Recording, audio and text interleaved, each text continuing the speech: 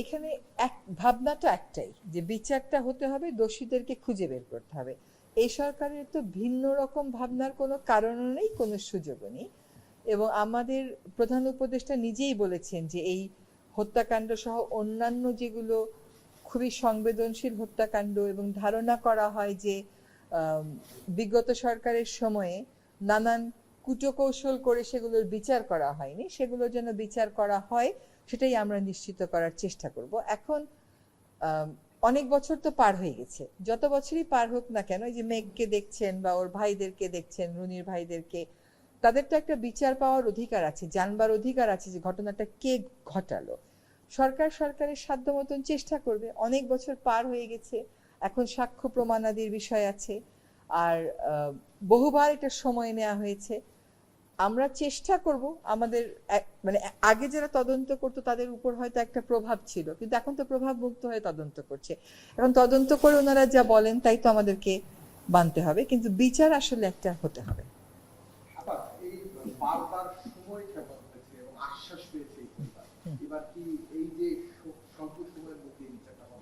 দেখেন, যদি তথ্য উপাত্ত পাওয়া যায় এবং অপরাধীকে ধরা যায়, তাহলে বিচার না পাওয়ার তো কোনো কারণ দেখি না।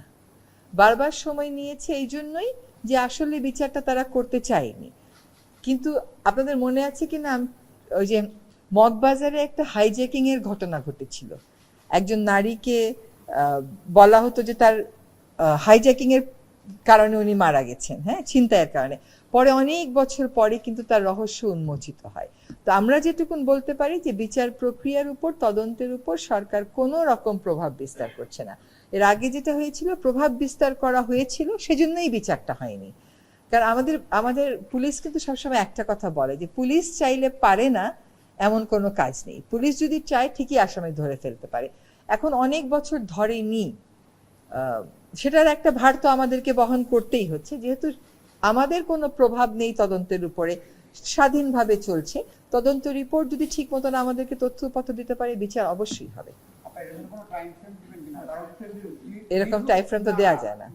যেহেতু ডিসেম্বরে নির্বাচনের কথা বলা হচ্ছে, তাহলে সরকার হাতে যে সময়টা থাকছে সেই সময়ের মধ্যে আসলে এই আশাটা করা যায় কিনা, পরবর্তীতে আবার সরকার যারা আসবেন তারা এই বিচারটা নিয়ে কি ধরনের বক্তব্য দিবেন, আচ্ছা, এইটা যদি আমার বস্তুনিষ্ঠ উত্তর দিতে হয়, তদন্ত না পাওয়া পর্যন্ত তো আমরা বলতে পারবো না।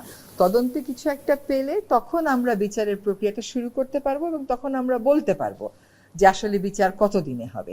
আমরা একটা কথা আছে, justice hurried is justice buried, আর justice delayed is justice denied. তো ওদের ক্ষেত্রে already justice delayed is justice denied হয়ে গেছে, তাই না? এত বছর যাবত ওরা কোনো বিচার পায়নি।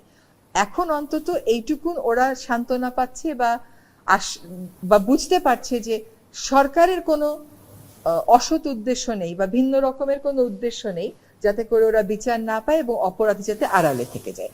ও অন্তত ওইটুকুন শক্তি সাহস তাদেরকে আমরা যোগান দিতে পেরেছি। তারপরে তদন্ত হওয়ার পরে আমি বলতে পারবো যে আনুমানিক কিরকম সময় লাগতে পারে। তদন্ত রিপোর্ট না আসা পর্যন্ত এটা বলা যাবে না।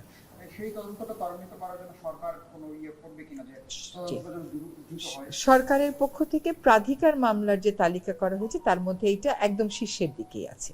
ফলে প্রাধিকার মানে তো অবশ্যই তদন্তকারী সংস্থারা অনেক গুরুত্বের সাথে এবং দ্রুততার সাথে দেখবেন। জি, আপনি বলেছেন যে তথ্য উপাত্ত থাকলে বিচার না পাওয়া কোনো কি হবে, আপনি কি এখন বলছেন তথ্য উপাত্ত এখনো পুরোপুরি নাই পুলিশের কাছে? সেটা কি আমি বলতে পারি?